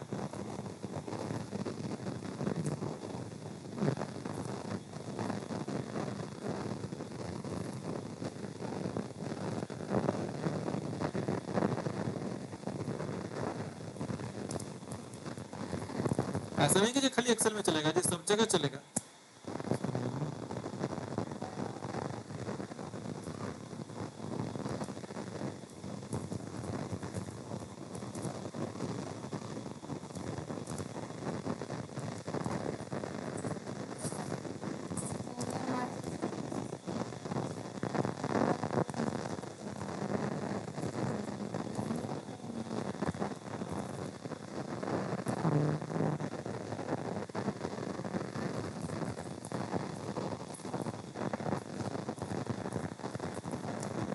चलो ठीक है।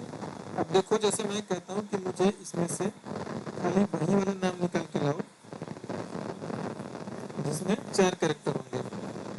तो क्या लिखते हैं, बेयर लिखते हैं, क्या लिखते हैं, भूल गया मैं।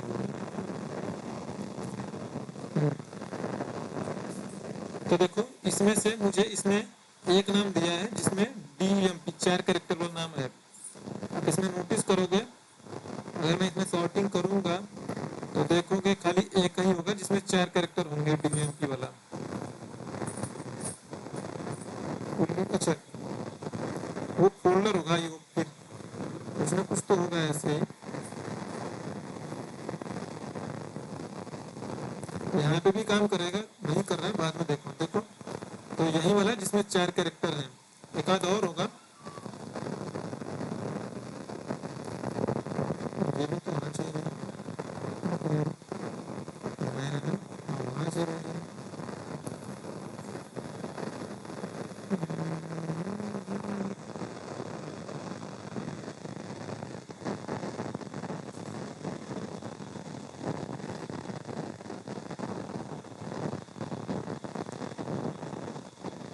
चलो अच्छा आगे देखूंगा मैं, होना चाहिए, नहीं ले रहा। अब आते हैं क्वेश्चन मार्क वाले पे, स्टार वाले पे।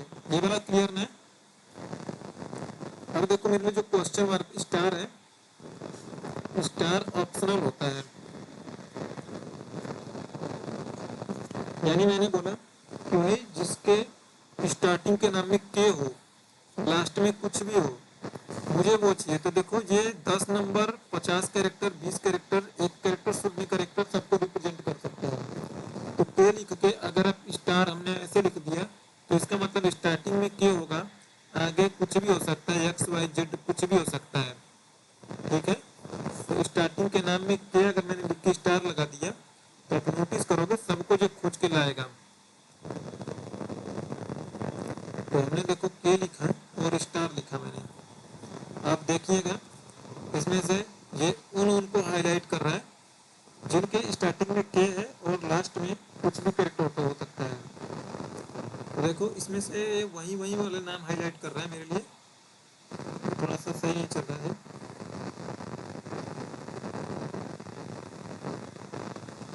मैंने बोला ये के और स्टार बोला ना, तो देखो इसमें वही वही वाले नाम शो कर रहा है। खुशी, काइडर, कोमल, कोमल, कोमल कुमार, रेज्यूमे, कुमार, कुमार 110 एसटी में। एंड सिमिलरली ऐसा नहीं कि ये यहाँ पे काम करेगा, ये यहाँ पे भी काम करेगा। एक्सेल में हम देख रहे हो तो एक्सेल में भी काम करेगा।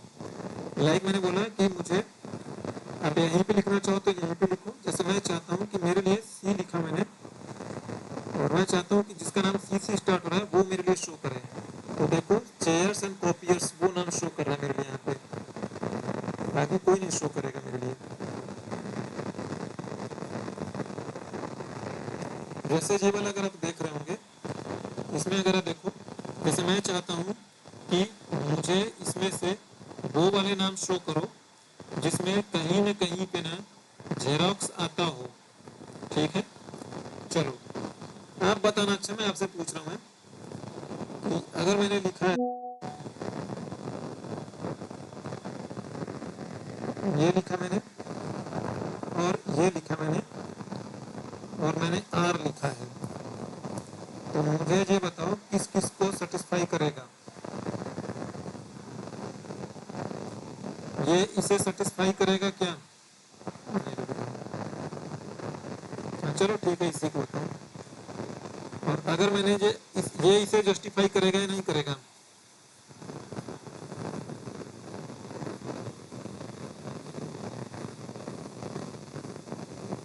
बताओ आप लोग।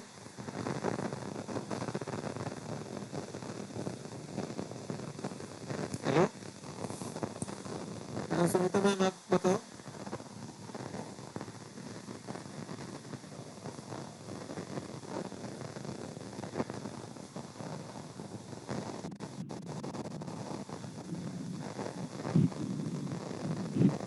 सर जस्टिफाई करें। चलो बिल्कुल सही। और अगर मैं जे आर लिखूं तो इसे जस्टिफाई करेगा या नहीं? खाली आर लिखा मैंने।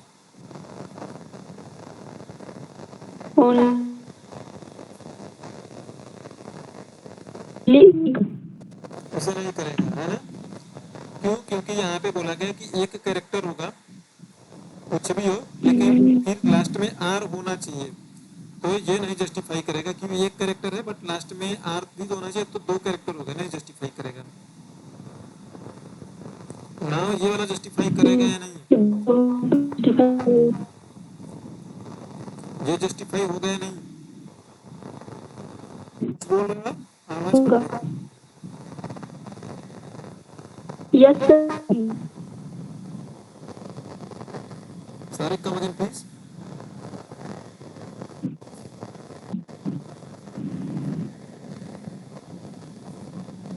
यस सर होगी। ये होगा। चलो, और अगर मैं ये लिखूं तो ये जस्टिफाई होगा या नहीं? नहीं। ये नहीं होगा, है ना? ये नहीं। बाकी कोमल मैम एंड आप लोगों को समझ में आ रहा है या नहीं? मोहित एंड संजय, ये होगी। कैसे होगा मैडम? देखो इसमें लास्ट में आर लिखा है ना, तो इसमें लास्ट में आर कहाँ लिखा है? के लिखा है आपने?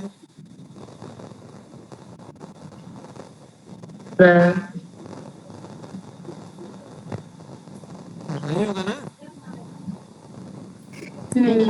देखो इसमें आपने लिखा है कि शुरू में एक हेलो। कैरेक्टर हो, आपने आर लिख दिया, आर वाला कुछ भी हो, ठीक है। बीच में स्टार लिखा है, इसका मतलब कोई और भी कैरेक्टर हो सकता है, कितना भी हो सकता है। और लास्ट में आर है, तो लास्ट में आर चाहिए ना भाई आपको। आर कहाँ है इसमें? लास्ट में तो के लिख के बैठे हो, तो ये नहीं होगा।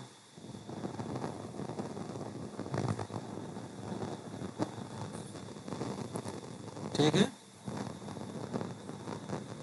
चलो ना, ये वाला बताइएगा।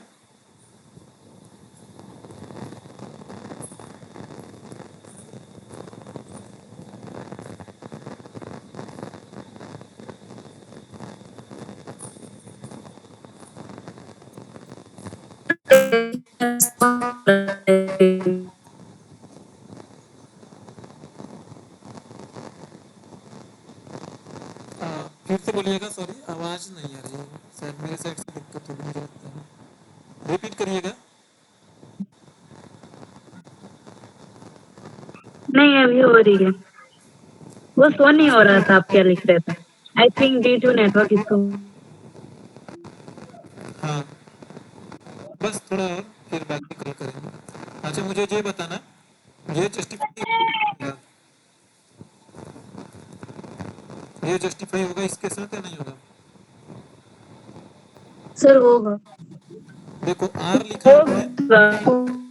फिर दो क्वेश्चन मार्क के बाद एम है, तो आर के बाद एक ही कैरेक्टर है ना, एक और चाहिए ना, तो ये नहीं होगा।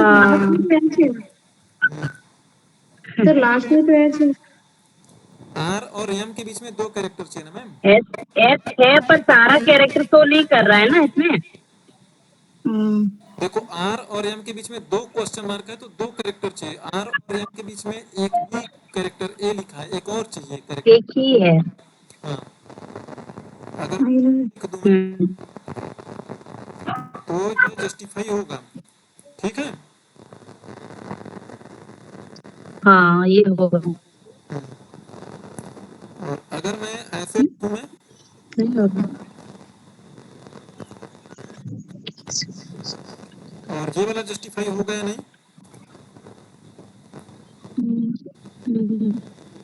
नहीं। ये नहीं होगा। ये होगा। देखो मैंने बोला स्टार जो होता है ना ऑप्शनल होता है, हो भी सकता है नहीं भी हो सकता है, कितना भी नंबर सब कैरेक्टर हो सकता है। बट क्वेश्चन मार्क का कंपल्सरी है कि होगा ही। हाँ, क्वेश्चन मार्क का मस्ट मैंने लिखा था इसीलिए ना, क्वेश्चन मार्क का मस्ट होता है, मतलब उतना कैरेक्टर ओके सर। मस्ट लिखा था मैंने, और स्टार के केस में ऑप्शनल लिखा था मैंने। ये n नंबर ऑफ कैरेक्टर्स, और ये ऑप्शनल होता है, हो भी सकता है नहीं भी हो सकता है। चलो,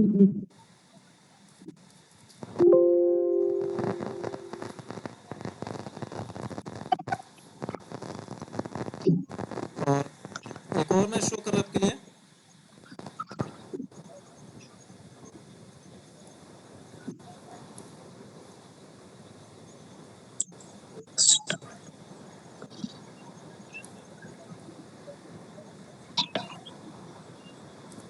हाँ, ये मुझे बताइएगा, ये एक्सेप्टेबल है या नहीं ऊपर वाले के अकॉर्डिंग? है। अब अब नहीं है। अच्छा, नहीं है। अब अगर मैं अब पूछूं आपसे तो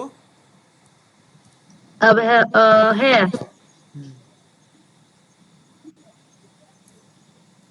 अब मैंने ये लिखा है।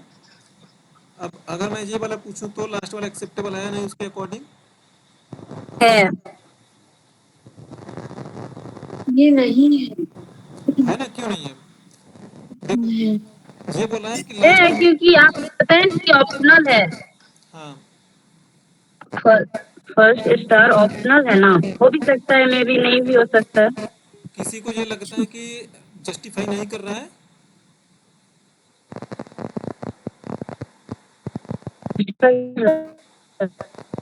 किसी को लग रहा है तो मैं एक्सप्लेन कर दूं, अदरवाइज आप लोग क्लियर हो तो ठीक है, आगे बढ़ते हैं फिर। चलो,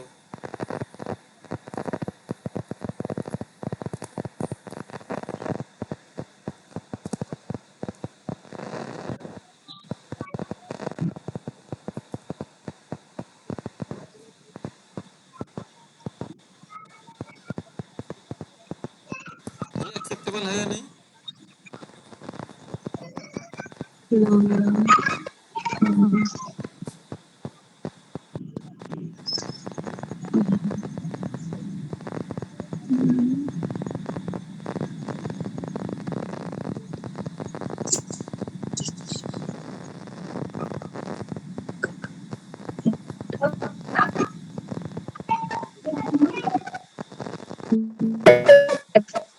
है नहीं है। है ना, देखो लास्ट में क्वेश्चन मार्क लिखा है तो लास्ट में एक कैसे? कैरेक्टर आई है, और लास्ट से सेकंड नंबर पर सी है, और सी से दो, पहले दो कैरेक्टर होना जरूरी है। तो सी से पहले एक स्पेस है और एक जे है ना, तो हो तो गया दो कैरेक्टर पहले, स्पेस भी कैरेक्टर हाँ, काउंट है। मतलब कैरेक्टर भी काउंट होंगे। स्पेस भी अपने आप में एक अक्षर माना जाता है, कैरेक्टर माना जाएगा, माना जाता है। Okay sir. चलो,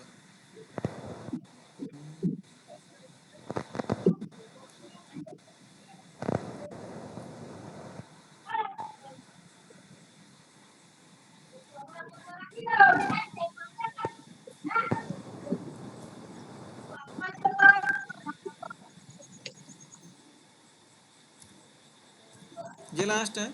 आई होप इसमें अगर आपको समझ में आए तो फिर डन, हम फिर वाइल्ड कार्ड पे जंप कर जाएंगे अपना वापस। देखो, अ,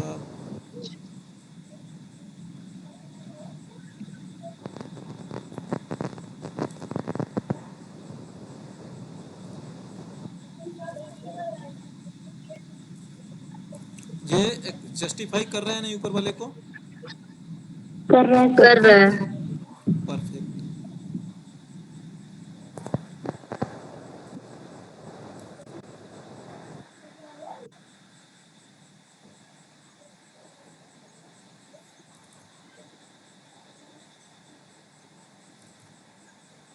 अभी जो जस्टिफाई कर रहा है नहीं,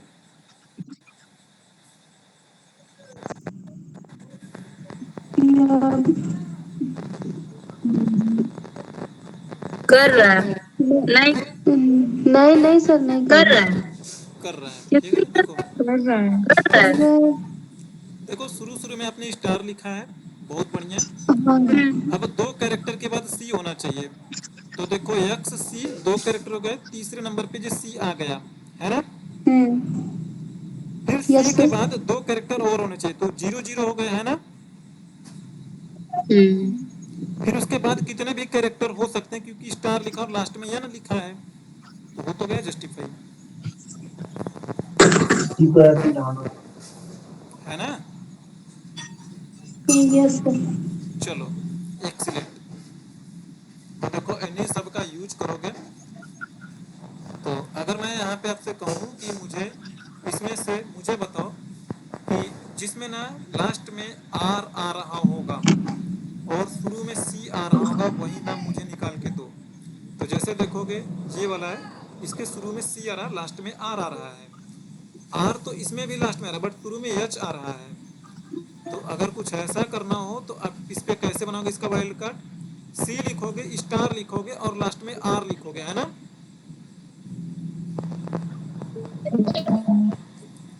यही तो होगा ना भाई, मैंने बोला कि शुरू में सी हो और एक स्टार लिखोगे और लास्ट में आर हो, तो वो तो गया नहीं, है ना। हाँ सर। और अगर मैं कहूँ कि लास्ट में जो कैरेक्टर है ई आर होना चाहिए, तो आप वैसे बना लोगे। तो मैं ये वाला दिखा देता हूँ, अब डायरेक्टली यहीं पे लिख लो भाई, ये यहाँ पे भी काम करता है, या आप इसके अंदर भी जाके लिख सकते हो, कस्टम फिल्टर में भी जाके यही चीज़ें लिखोगे जो चीज़ें मैंने अभी लिखा। तो बढ़िया है कि वो चीज़ें वहीं लिखो, क्यों अंदर घुसोगे, मेहनत करोगे। सी लिखोगे, स्टार और आर लिखो, अब देखिएगा आपको वही वाले नाम शो होंगे जिसमें शुरू में सी आ रहा होगा, लास्ट में आर होगा, वही वाले नाम शो होंगे। कैनन के और भी चीज़ें होंगी, ठीक है, सिस्को के, कॉम्पैक्ट के और भी चीज़ें होंगी, लेकिन जो आपने लॉजिक बिल्डअप करा है वही आएगा भाई।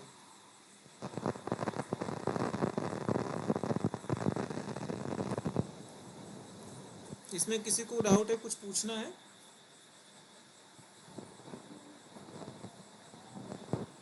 नहीं सर। चलो सॉर्टिंग का है, एडवांस सॉर्टिंग।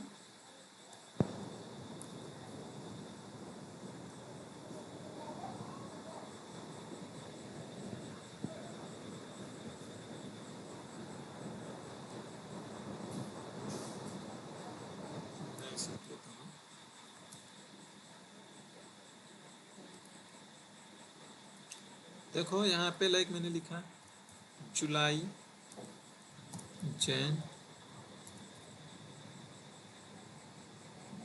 नहीं छोड़ो ऐसा नहीं लिखूंगा मैं लिखता हूँ लाइक कि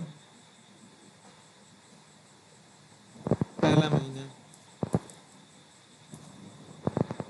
छठा महीना, ईयर लिखता हूँ सबसे बढ़िया, 2011, 2016, 2020, 2022, 2024,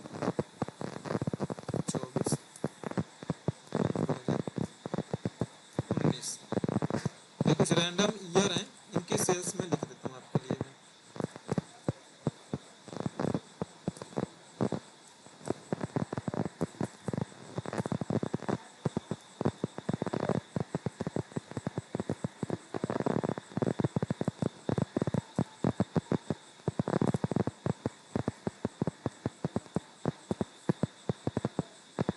चलो ये आपका डेटा है, मैं इसे कॉपी करके रख देता हूँ मैं आपके रेफरेंस के लिए। देखो अभी मेरा डेटा कुछ इस तरीके से शो आउट हो रहा है, बट मैं चाहूँगा कि भाई ये जो डेटा है, जो ईयर ऑफ द सेल्स है, ये एक सीक्वेंस में शो करे। जैसे 2011 के बाद मुझे शो होना चाहिए 2016 का, 2016 के बाद मुझे शो करना चाहिए 2019 का, फिर 2020 का, फिर 2022 का, 2024 का। या मैं डिसेंडिंग ऑर्डर में कहूँ तो मुझे चाहिए सबसे पहले 2024 का, फिर 2022 का, फिर 2020 का, फिर 2019 का, फिर 2016 का, एंड लास्ट में 2021 11 का।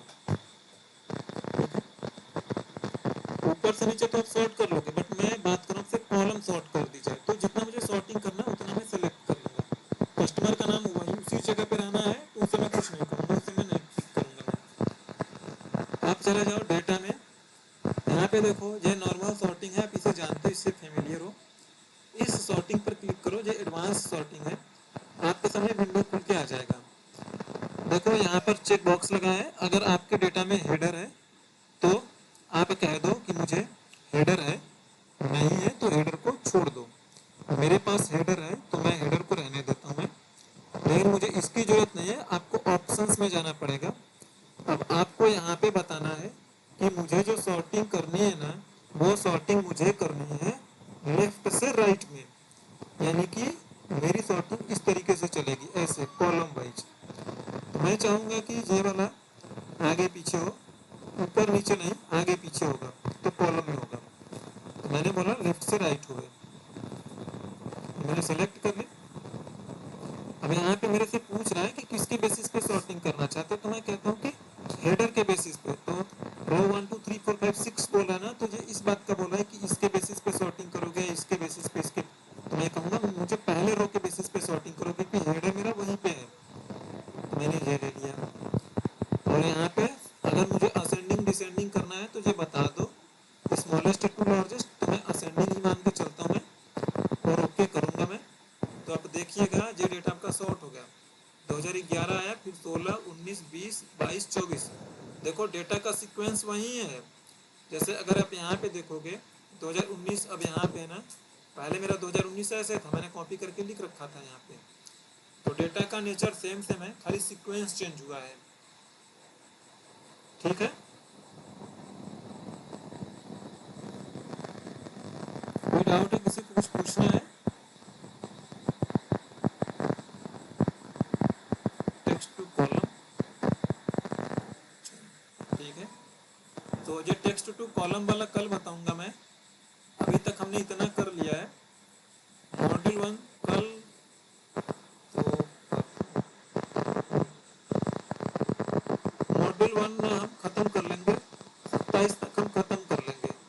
27 को मैं असेसमेंट शेयर करूंगा मैं आपके लिए मैं, तो इसकी प्रैक्टिस करते रहिए। ठीक है, मैं असेसमेंट शेयर करूंगा 27 को, मॉड्यूल 1 कंप्लीट हो जाएगा। तो किसी को इसमें कुछ पूछना है तो आप लोग पूछो प्लीज।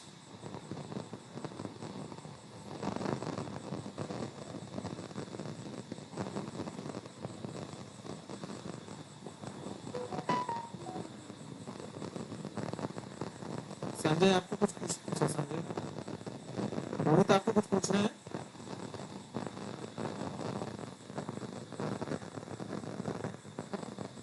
नहीं सर। ठीक, एंड नमिता मैम एंड